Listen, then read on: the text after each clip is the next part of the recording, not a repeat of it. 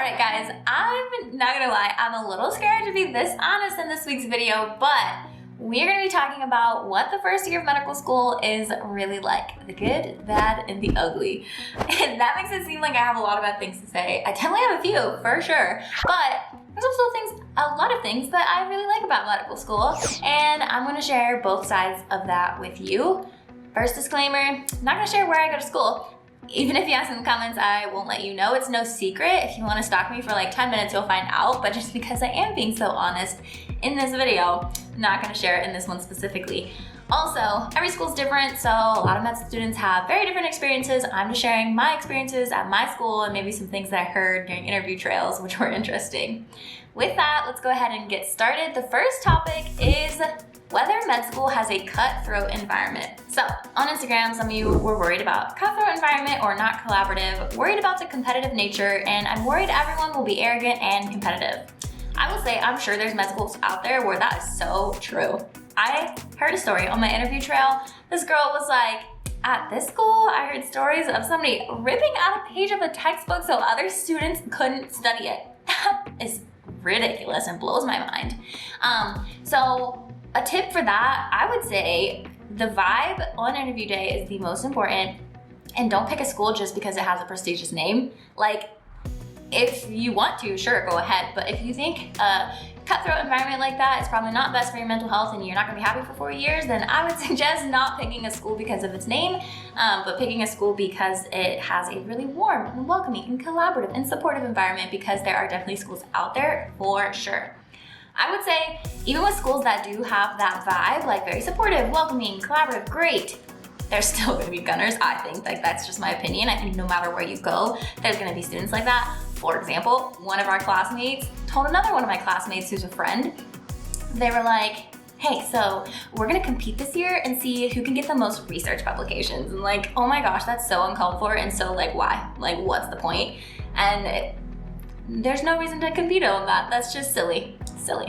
But overall, the environment at my school is very collaborative, and I will say on interview day, and I had virtual interviews, you can still get the vibe. If you say you can't, like, sorry, but I think you absolutely can, because I was totally wooed on interview day. Everybody was so wonderful and amazing, and ask questions like, do you guys share resources? Do you share notes? Do you have a lot of group study sessions? How do you share resources? If they're like, oh yeah, in the Discord, we're constantly like sharing new resources that are helpful for us, that's a great sign, and that's something that I heard at my school on interview day. So I was like, oh, it's probably a really collaborative, great environment. And what do you know, when I come in person for the first week of orientation, it's wonderful. It's like having a big, warm hug. Everybody's so nice here. And I also got into University of Cincinnati.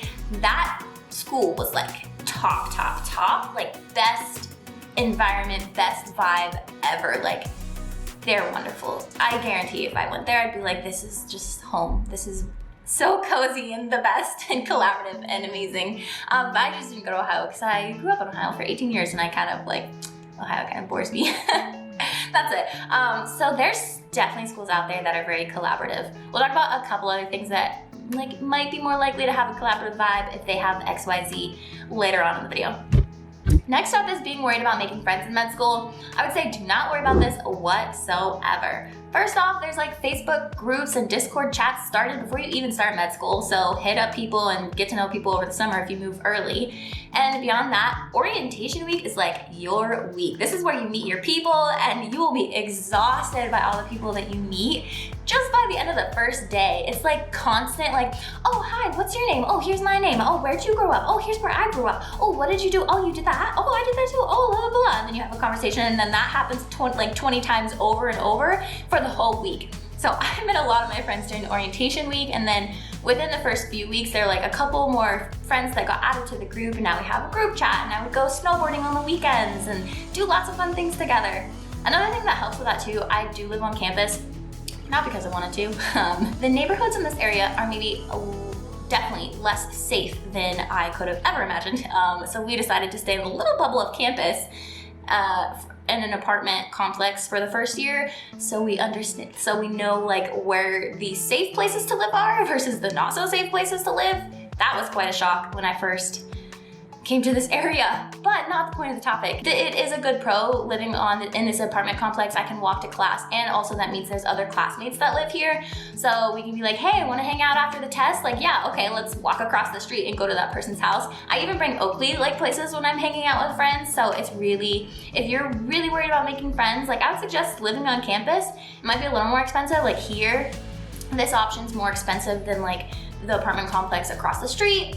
But this one's also safer because it has locked parking, so also think about that if you don't know the area. Anyway, this is like the least concern, making friends. I think you'll be good.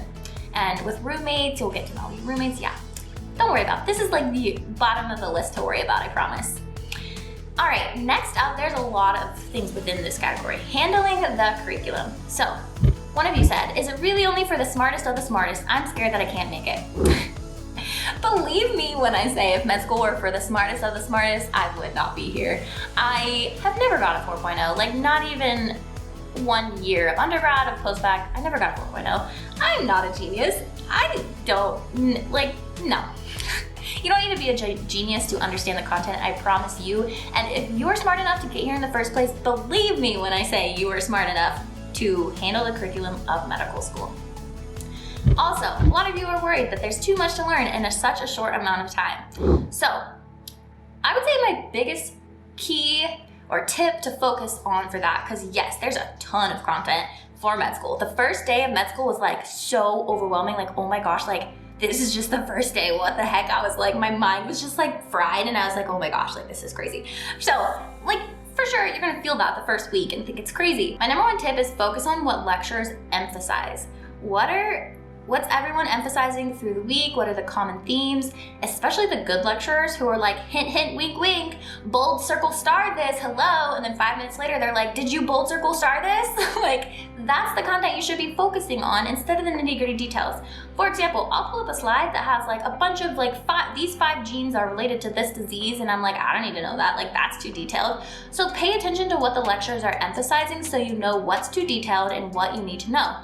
Also, other good lecturers will be like, hey, you need to memorize this. This is important for your test. Hey, this is way too detailed. Don't memorize this. Then take their word for it and don't memorize it. So I'd say that's my biggest tip because med school's absolutely like drinking from the, drinking water from the fire hydrant or eating a stack of pancakes every day. And if you get behind, then you're like effed, I don't know. Those two things are so true. But if you focus on the core content and you don't worry about memorizing every single little detail, yeah, it's possible. It's doable, for sure. If I can do it, you can do it. Also about learning, so this is a big one that I don't like about my school. I sought out active learning. That was huge for me, was going to a school with active learning, but my school, it's the first year of a new curriculum, so it's not going so well. I will say we had a block where 2 of the 3 weeks of that block were amazing. It was active learning and like we have our pre-work and then we would go to class on Tuesday mornings and spend 3 hours just discussing in small groups, like going through practice questions and like it was active learning, but there's a lot of kinks and like things that aren't working out so well. So like basically all the other blocks just they're not hitting the mark for active learning. It's really like traditional lecture with maybe a few questions thrown in. I highly suggest the podcast All Access Med School Admissions. This is where I learned about active learning kind of, and a school, University of Vermont, has like 90% active learning in their curriculum, and it's not a brand new curriculum, so I bet it's amazing. And another school that I got into but I didn't end up going to, but yeah, I would say if you listen to that podcast and listen to those deans talking about what the active learning curriculum is, and if you think it's good for you, I would definitely like seek out schools that have that active learning, because I would love to not rely on third-party resources so much. But like, first off, Sketchy's amazing. I'm a very visual learner and it works so well for me. But also like our lectures there's so many that are not good. I will say we have, even though I'm not a fan of the traditional lecture, like I really was hoping for a school that had mainly active learning, there are some lectures that are really good. They're really engaging, they make it seem like they help us understand, it's good, but that is like not the majority.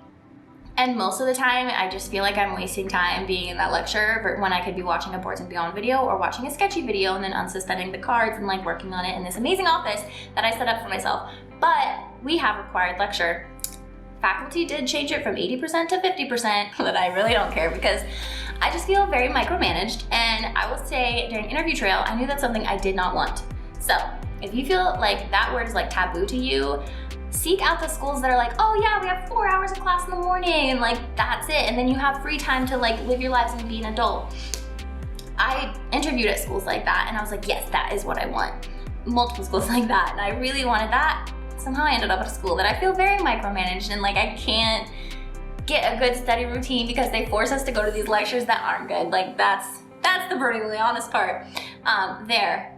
So reeling it back in, I would definitely look into schools that have active learning as far as like understanding the material. I think in theory at a school that does it really well, it would be really, really amazing. Also, if a school has a required lecture from 8 to 5, I've talked to a couple, well, one current med student at a school like that, and then on my interview trail, that girl brought up how they felt like their schedules were micromanaged, and that's kind of how I got the idea. It's like, okay, I'm seeking out the schools that have the least required class or no required class, and it's only like 4 hours a day, plus like anatomy once a week, something like that. Another example with schools like that too is setting up your study routine. If you prefer to watch the lectures on 1.5 speed or 2 times speed, if you're like watching them that fast, you can just go to the library, wait till the lectures are loaded into the portal and just like have a nice study routine the same every day. If you go to a school where the classes are required, you can't do that. Like I can do that 50% of the time, but then anyway. I've been on this topic too long. There's my spiel, hopefully that helps. So, some of you are worried about like cramming for med school, and I will say something I do really like about my med school is that we have quizzes every Friday. If you hear this, do not run, okay? During interview trails or whatever, I promise you a lot of my friends agree, this is key to staying on track is our weekly quizzes. They only have a pass rate of 50%, and it's just amazing to keep you accountable to like have the motivation to study each week so that when the final comes, you've already been studying each week. Whereas I guarantee you without our weekly quizzes, I would not be on top of it like that because I am a chronic, like born procrastinator. And this helps a ton. I don't feel like I've ever crammed for a final. Well, I haven't ever crammed for a final. I kind of get less motivated during finals week because I know that I've been putting in the work up till that week. And I'm like, I put in the work. Like this can be a more chill week, honestly. So yes. And one of you are curious how the structure is. So I've kind of already touched on it. We have weekly quizzes every Friday. And then we have a small group facilitated review where we get in a group of 4 and talk about 3 of the most like common missed questions on the exam and think through it, what we think the answer is. Then we go to a large group facilitated review, and as a class, we talk about like we cover the commonly missed questions from that week's quiz, and the professor like tells us the answer and explanation. It's a very heated process. Like the tension is high in that room, so it's not the most fun, but that's part of the structure. And then finals, we have them at the end of each block. Our anatomy lab practicals are like once every 2-ish months. So we might have 2 blocks and then what's called a compass week. And then in that compass week, we have our anatomy practical and our docs practical, which is where we learn how to interview patients and do physical assessments. So that's a little bit on the structure of my med school, at least. Everyone's very different on that. One of you mentioned that you were worried about finding the right way to study and then I won't understand anything. So we kind of talked about understanding, like maybe active learning. One thing I didn't touch on is really, I love third-party materials. When the lecture's not so great, I head to Sketchy/Boards and Beyond. And I'm trying to use more Amboss for practice questions, but it's not part of my routine yet. But Sketchy is like golden, #1, amazing for understanding if your lectures aren't doing it for you.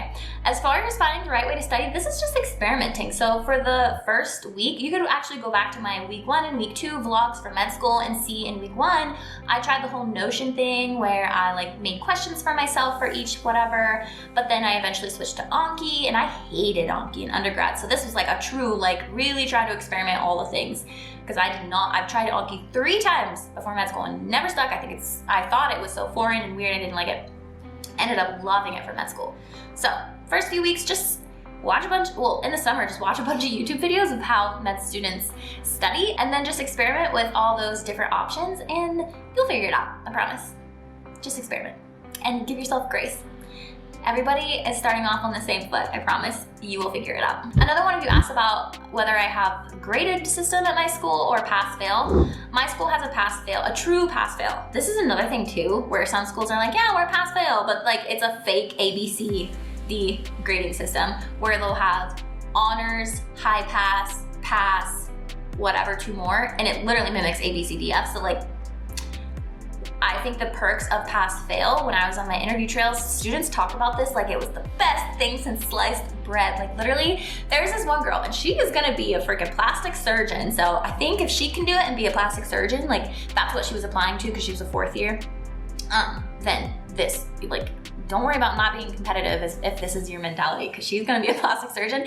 And she was like, oh yeah, like since it's pass-fail, like we just study to pass the test and then we have fun on the weekends. We like da-da-da. Honestly, that girl is probably the reason I'm so adamant about not studying on the weekends, is hearing her. So I'm very grateful for students like that who like shared with me that really their goal is to pass and then enjoy their life. I think that's where I got that mentality. If you've noticed that a lot of my videos are like, you can have a life in med school, I swear. Anyway, so pass-fail also is really great. I get the vibe that it's much more likely to be a collaborative environment if it's a true pass-fail school, whereas like A, B, C, D, F, you're like maybe more likely to want like those A's, and maybe that school's more likely to have like rank the students. That's another question to ask too, on whether it's cutthroat. Say, are the students ranked? And if they're like internally for residency, yeah, my school does that, and I'm not mad about it at all, because that helps you for residency. But as far as like throughout your 1st or 2nd year being ranked and like seeing those numbers and like having to like compare yourself, if you don't want a cutthroat, collaborative, like mentally not so great environment, I would like maybe not go for a school that has that. Mine doesn't. It's just an internal thing for residency, and that helps you. So next topic, related to curriculum, but I think it's a topic of its own, is being worried about studying all the time. You guys are worried about nonstop studying, not having time for literally anything else, worried it's super difficult and miserable. So I will say all those could be the case. You have to be really intentional about being like, okay, I'm gonna study in the mornings and until this time in the afternoon, then I'm done. It's not easy to be like, okay, I'm done, but if you don't wanna study all the time, you just have to. I always feel like I could, like right now I could sit down and I could find plenty to study for the next 2 hours, and it's my first day of winter break. Like I could study anatomy to get ready for our next anatomy practical. I could study forever. I would never run out of things to study. But you just have to pick a non-negotiable time or like a non-negotiable amount of hours per day and stick to it. You could study more, but especially if you're at a pass-fail school, what's a few more points? Either way, you're either gonna pass or you're gonna pass, right? So why study until midnight when you could stop at 6, have dinner, go to bed at a nice time, have 8 hours of sleep, and either way you still pass. So that's definitely my mentality. I study every day for sure, but I don't stay up late studying almost ever. I stay up late doing It's Life by Maggie stuff, sure. I've stayed up till midnight finishing workbooks and activities for RTA students and things like that, but honestly not yet for med school. So just know your non-negotiables, be intentional, set a certain time, set a certain hour limit, whatever it is that works best for you, and just be intentional about it. You don't, like, it's a lot of studying, but you can still finish at 6:30 every night if that's what you want to do. Last but not least, the 5th topic is about relationships and a work-life balance. So you guys are worried about having time for balance, especially for my partner and family. How do you balance studying plus general life? And being able to maintain work-life balance and stay in touch with family and friends. So as far as that last one, I'll say I just talked to my mom yesterday, and 2 nights ago, I talked to my friends Brooke and Chloe, and it was the same week that I had a final, because today's Saturday. Yesterday, we had our end of block final, and 2 nights ago, I was chatting up with my friends Chloe and Brooke. So you can act the same thing with studying, just be intentional about it. Write down your non-negotiables, like no matter what, I'm gonna talk to my mom once a week. And just do that. If you're in the middle of studying and you realize it's been 7 days since you haven't talked to your mom, like stop studying, be done for the day, and go talk to her. Or for me, sometimes I multitask, and I use walking my dog as an opportunity to like call my grandma. And so I'll take my dog on a longer walk and then just pick up the phone and call my grandma while I'm walking Oakley. Killing 2 birds with 1 stone. But also I have classmates who have kids and husbands, and they absolutely make it work. We had a girl give a lecture learning how to learn, because she's like super smart, she has a master's in learning. She had 3 daughters and a husband, and she's like, yeah, it's totally possible. And there's another classmate in my Compass group who had twins like the day of orientation or the day of white coat or something. His wife had twins. So work-life balance is definitely possible. Pretty much same advice is being intentional. I think it'd be really easy not to have any balance at all in med school. It'd be so easy. But if you are intentional about it, then it's possible. I have been doing a ton of snowboarding on the weekends. Also, I don't study almost at all on the weekends. I have a video about it. Feel free to watch it. But at most, I do Anki on the weekends, and I don't study from there. So, completely possible. Also, my boyfriend, I'm pretty sure he can't tell the difference between me being in med school or the job that I had before med school. Either way, I was like basically working 8 to 5. Or, well, even before med school, I had a 5 a.m. routine where I'd like work on blog stuff, It's Life by Maggie stuff, and then I went to work like 10 to 2, and then I tutored for like 3 hours or something. So like, I don't think he even notices that I'm in med school, or like, and he thought that I was gonna have like no time, and we have done so many things. Like, we had a 3-day Airbnb, we went to an Airbnb in like Breckenridge and explored that town, and like, we've done so many fun adventures. So anyway, I'm rambling at this point.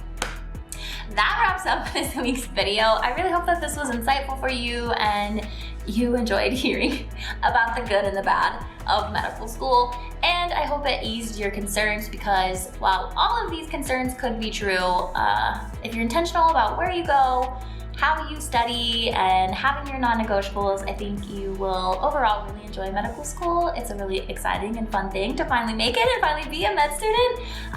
So yeah, that wraps up this week's video. Be sure to like, subscribe, follow along on Instagram, and I will see you in the next one.